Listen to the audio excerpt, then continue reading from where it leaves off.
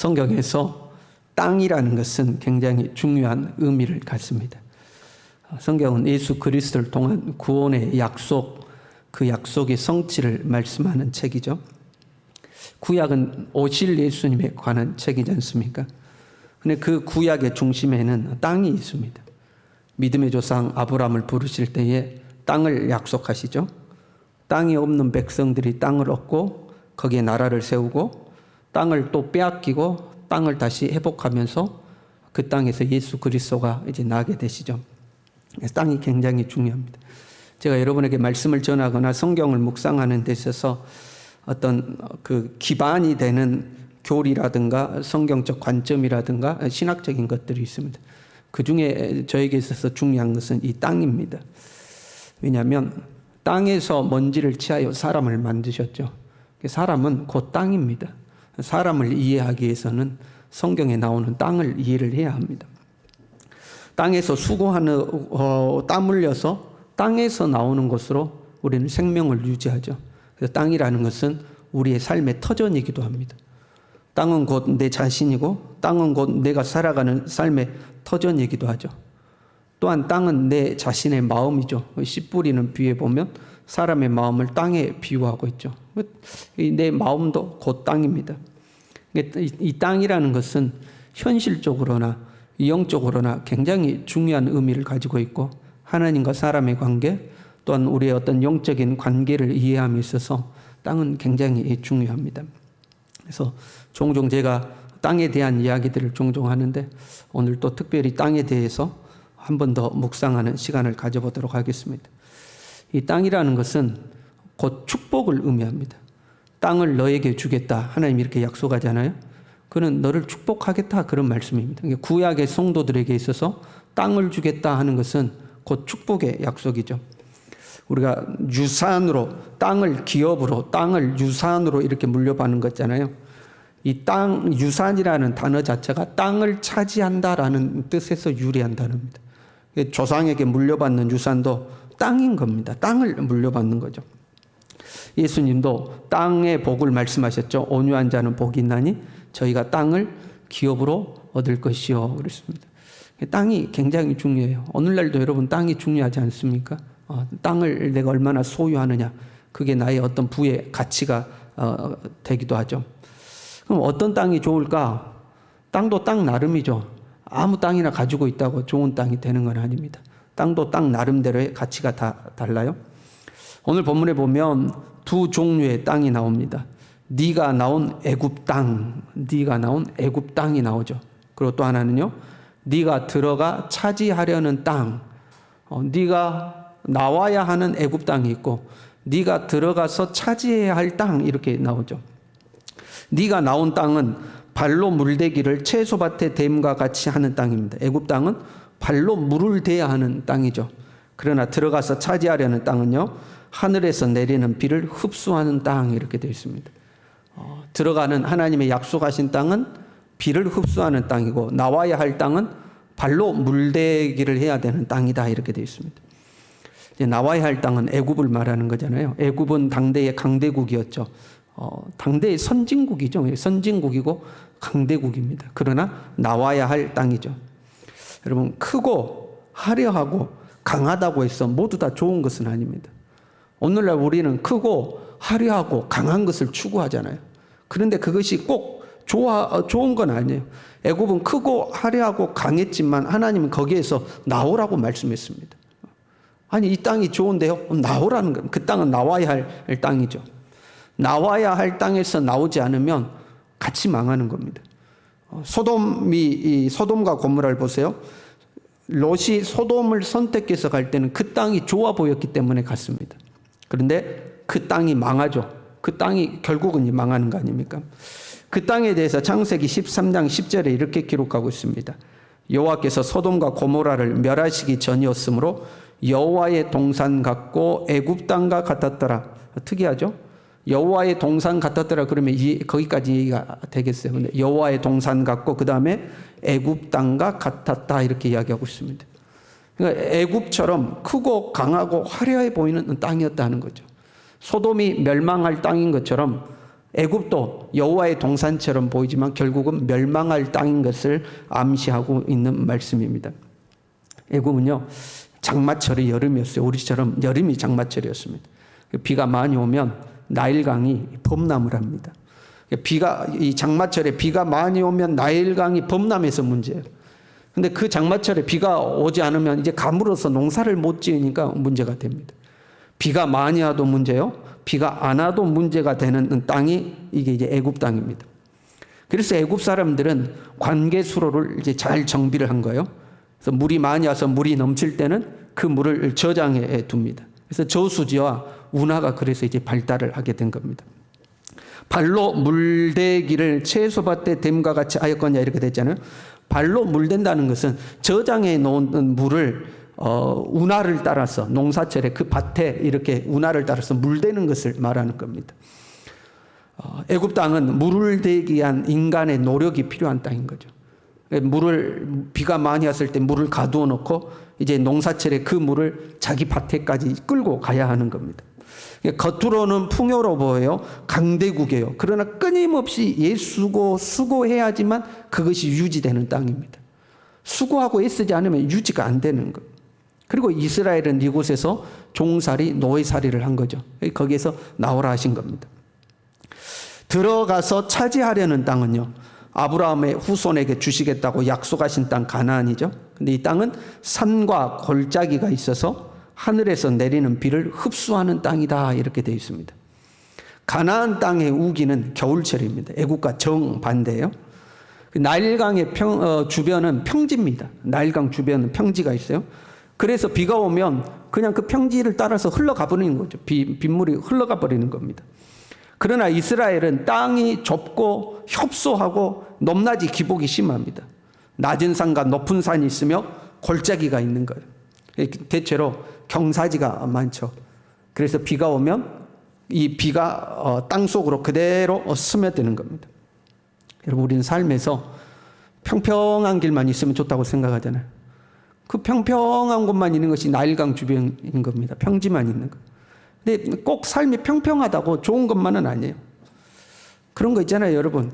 고생 없이 자란 자녀들이 오히려 연약하고 자기중심적이고 이기적인 경우가 많이 있습니다. 보면 효도도 안 해요. 부모님의 수고와 고생이 고마운지도 잘 몰라요.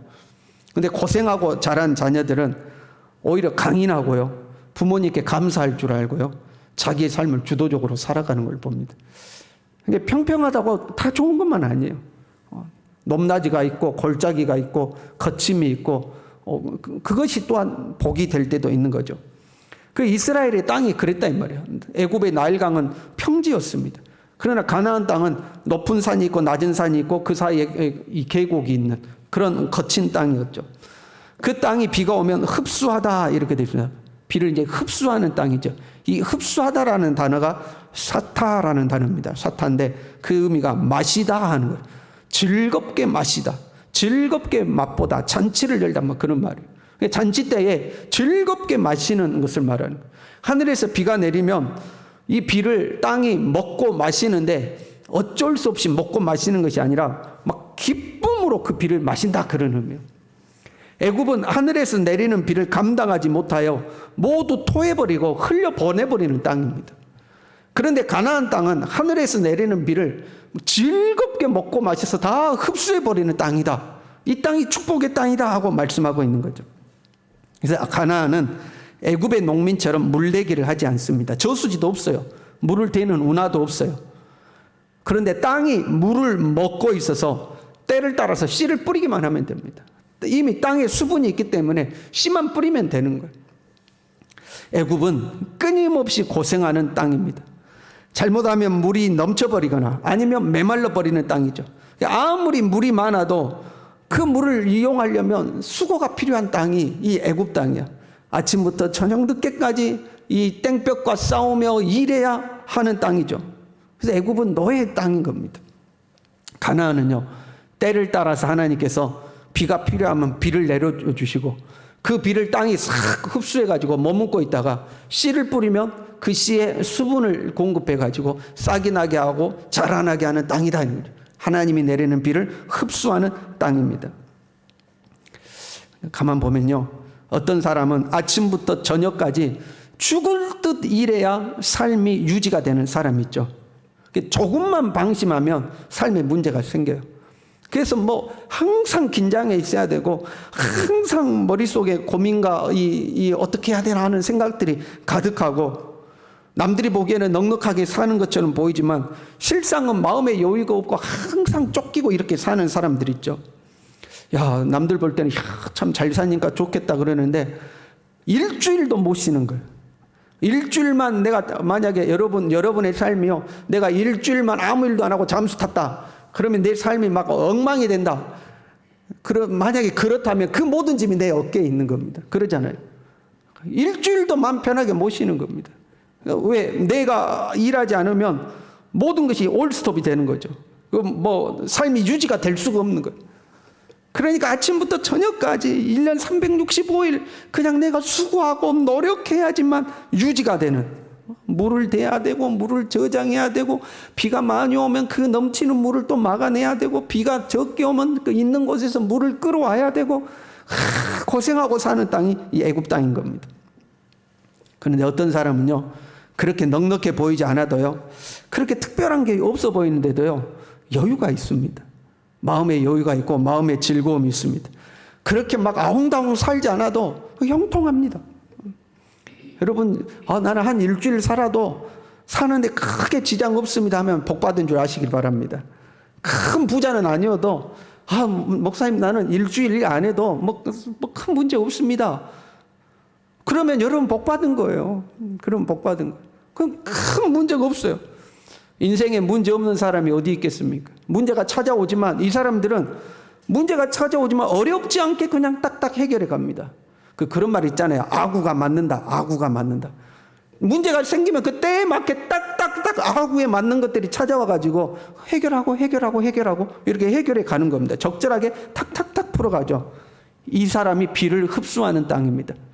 때를 따라 비가 내리고 그 비를 흡수해서 머금고 있고, 그냥 씨만 뿌리면 알아서 나는 거예요. 이 땅이 비를 흡수하는 땅이죠. 여러분, 어떤 땅에 살기를 원하십니까? 비를 흘려보내는 땅에 사시겠습니까? 비를 흡수하는 땅에 사시겠습니까? 그 비를 흡수하는 땅이 이제 축복의 땅인 거죠. 애굽은 나일강이 흐르는 땅이에요. 나일강이 없으면 애굽 사람들은 생존할 수가 없는 겁니다. 그런데 가만 보면 하나님의 백성들도 우리도 나일강이 있어야 되지 않겠느냐 하고 그 나일강을 쫓아가는 사람들도 있어요. 애굽 사람들은 나일강에 그들의 생명을 걸고 사는 사람들. 그런데 하나님의 사람들은 나일강에 생명을 걸지 않아요. 가나안 땅에도 강은 있죠. 요단이라는 강이 있습니다.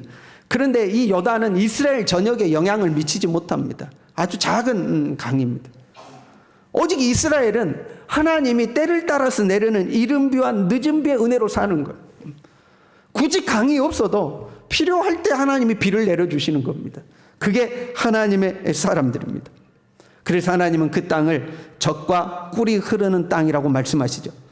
젖은 생명을 잉태하고 양육하는 땅이잖아요. 생명이 풍성한 땅이 가나안 땅이에요. 그런데 우리는 저 애굽의 강, 우리도 저렇게 큰 나일강이 있으면 얼마나 좋을까? 그 나일강 쫓아가면 하나님의 사람이 아닌 거예요. 우리는 하나님의 생명이 어디로 흐르는가, 이걸 구별하고 그 하나님의 생명이 흐르는 곳을 따라갈 수 있는 영적 분별력이 있어야 하는 겁니다. 저와 여러분이 그러한 영적 분별력이 있기를 바랍니다. 엉뚱하게 세상 나일강 쫓아가지 마시고, 우리는 하나님 보고 사는 사람들이잖아요. 한편 이 땅은 사람을 의미한다고 말씀드렸죠. 단순히 삶의 자리로서의 땅이지만 땅은 사람을 의미하죠. 하나님이 흙으로 사람을 만드셨어요. 그래서 사람은 흙이고 사람은 곧 땅입니다. 사람을 땅에 비유하는 것이 성경에 그래서 많이 나와요. 씨 뿌리는 비유도 보면 사람을 밭으로 이제 비유를 하는 거죠. 사람도 똑같습니다. 비를 흡수하는 땅이 있고 비를 토하여 내는 땅이 있습니다. 곧 하나님의 말씀과 은혜를 그대로 흡수하는 사람이 있고 하나님의 말씀이 흘러가서 그냥 사라져버리는 사람이 있습니다. 하나님의 은혜가 오면 그 하나님의 은혜가 그대로 흡수되는 사람이 있고, 하나님의 은혜를 받은 듯 하지만 뒤돌아서면 그 은혜가 어디론가 흘러서 다 사라져 버리는 사람이 있는 겁니다. 하나님의 말씀이 주어지면 아멘 아멘 하고 그 말씀을 자기 말씀으로 그대로 흡수하는 사람이 있어요. 그냥 아멘이 아니고 비를 흡수하는, 그 흡수하는 단어는 즐겁게 마시는 거라고 그랬잖아요. 그러니까 하나님의 말씀을 즐겁게 받아들이는 사람들이 있습니다. 그 말씀이 너무 좋은 거예요. 그래서 말씀을 즐거운 마음으로 받아들이는 사람이 있습니다. 그럼 한편으로는 듣기는 듣지만 잊어버리는 사람들이 있죠. 더 안 좋은 것은 앉아서 들으면서 판단하는 거죠. 저거는 아무개 집사 들으라고 하는 말이야. 저거는 저런 거 아닌 것 같아. 전혀 말씀이 스며들지가 않는 사람이죠. 듣기는 듣지만 말씀에 전혀 스며들지도 않고 그냥 다 흘러가 버리는 사람도 있는 거죠. 하나님은 이스라엘에 때를 따라서 선지자를 보내주셨습니다. 선지자의 말씀은 때로 사랑과 축복의 말씀이었고, 때로는 강한 책망과 질책과 심판의 말씀이었습니다. 그럼에도 불구하고 이 말씀을 그대로 받아들이고 하나님의 말씀을 따라서 회개하며 그 땅이 회복되고 그 땅이 축복의 땅이 되는 겁니다. 그런데 그 하나님의 말씀을 거절해버리면, 하나님의 말씀을 흘려보내버리고 내가 원하는 대로 하면 그 땅이 고난의 땅이 되고 저주의 땅이 되는 겁니다. 땅은 똑같은 땅이에요. 땅은 똑같은 땅인데 그 땅에 살고 있는 사람이 하나님의 말씀을 받아들이고 하나님의 말씀을 흡수하고 그 말씀에 순종하면 그 사람이 서 있는 그 땅이 축복의 땅이 됩니다. 그런데 아무리 축복의 땅이라 할지라도 하나님의 말씀을 흘려보내버리면 그 땅은 축복의 땅이 되지 않습니다. 더 이상 축복의 땅이 아니요 저주의 땅으로 변하는 것을 보게 됩니다. 문제는 이 사람에게 있는 겁니다. 사람에게. 땅이 문제가 아니고 그 땅에 두 발을 딛고 서 있는 그 사람이 문제인 거예요. 그 사람이 어떤 사람이냐에 따라서 축복의 땅이 되기도 하고 저주의 땅이 되기도 하죠.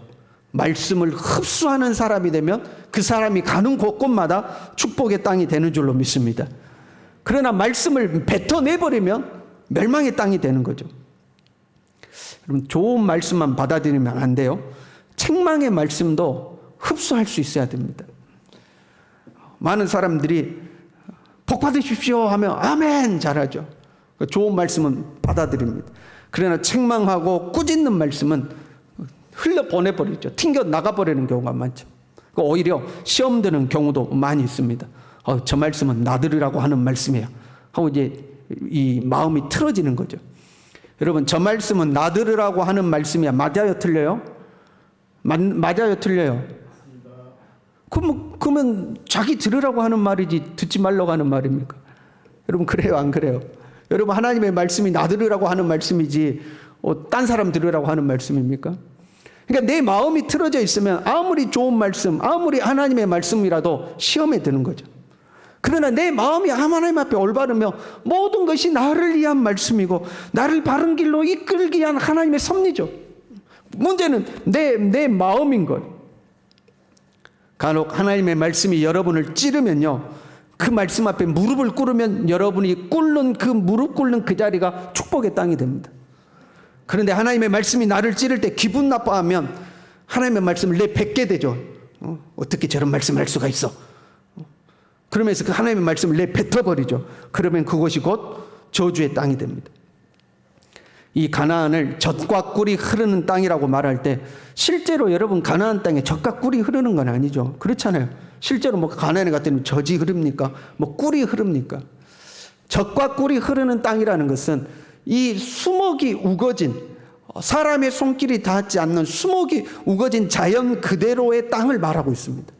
그래서 거기에서 양을 치거나 짐승을 사육하면 풍성한 젖을 생산해낼 수 있고 이 벌들이 마음껏 이 꿀을 길러낼 수 있는 그런 땅이라는 의미예요.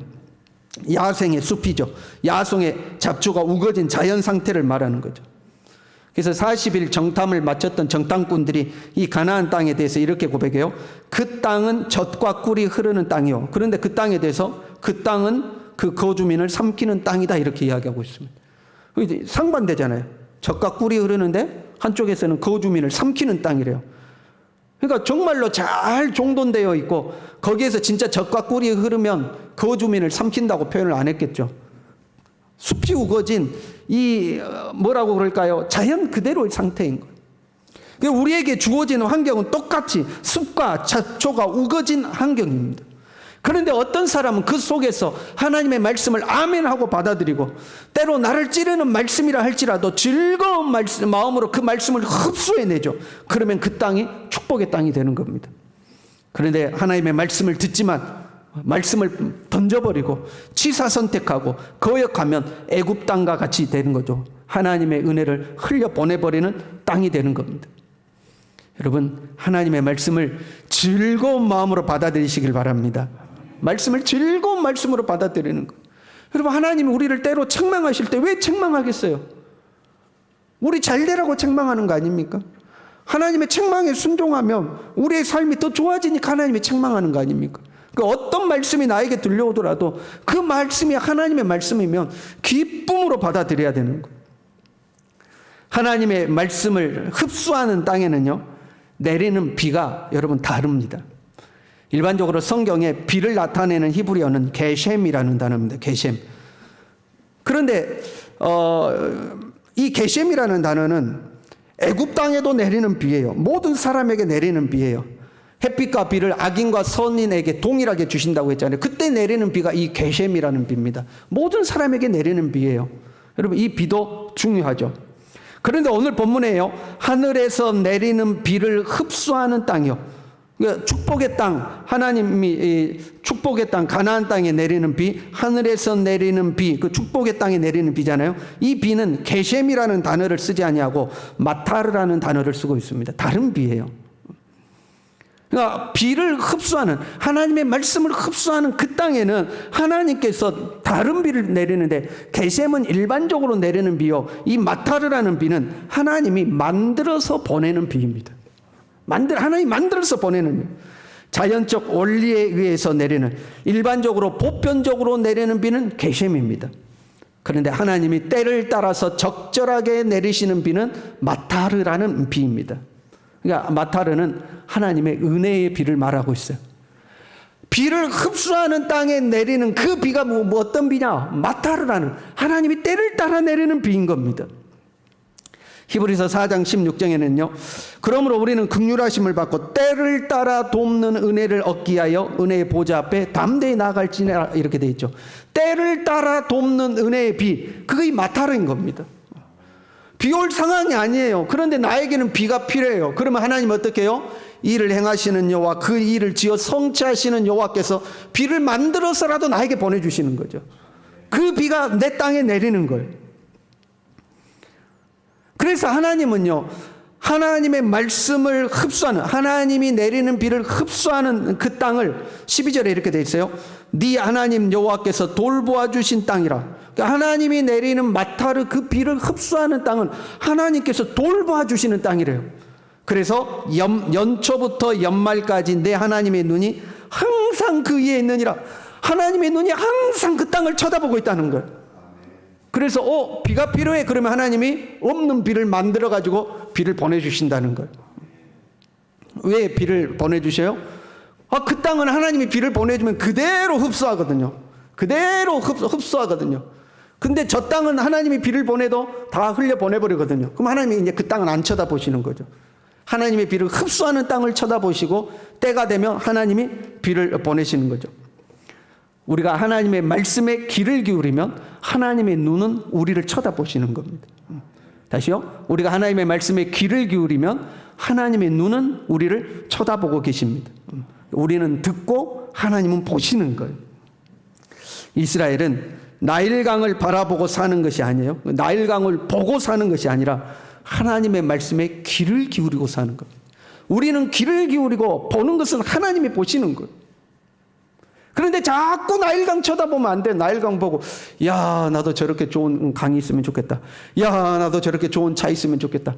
야, 나도 저렇게 좋은 집 있으면 좋겠다. 야, 나도 저렇게 돈 많은 부모 만나서 좀 편하게 살았으면 좋겠다. 자꾸 나일강 쳐다보면 안 되는 거예요.